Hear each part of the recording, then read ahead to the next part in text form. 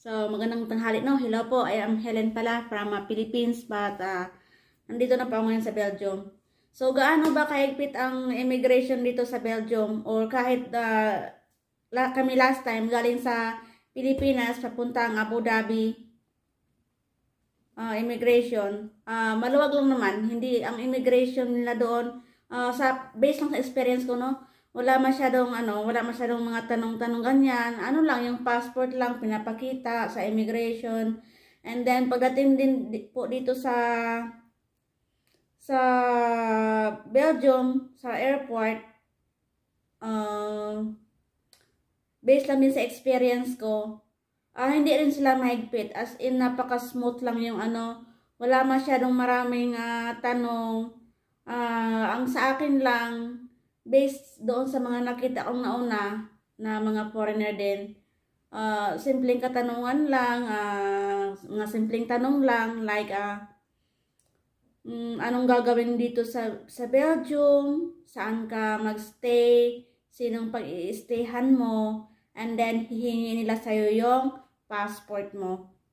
Yun lang ang hihingi nila doon. Based naman sa experience ko, yung sa akin mismo,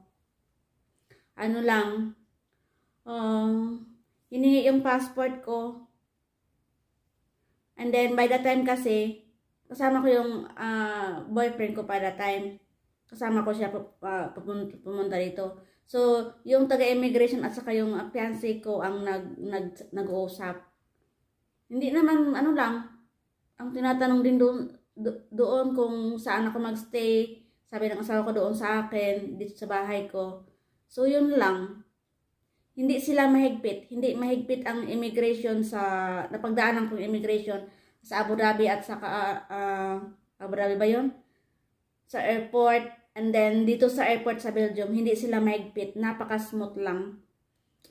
It's a bit, dito sa Belgium, lang siya. Yung pila, medyo mahaba talaga.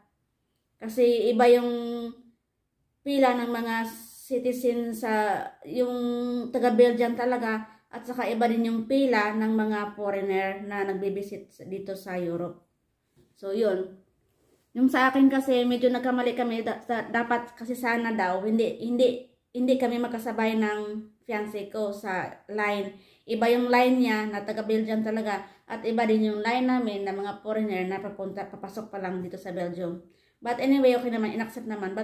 Pero pinagsabihan siya na, next time, huwag kayo magsabay. Dapat iba yung daanan mo, iba din yung daanan ng girlfriend mo. So, yun lang. Napaka-smooth naman.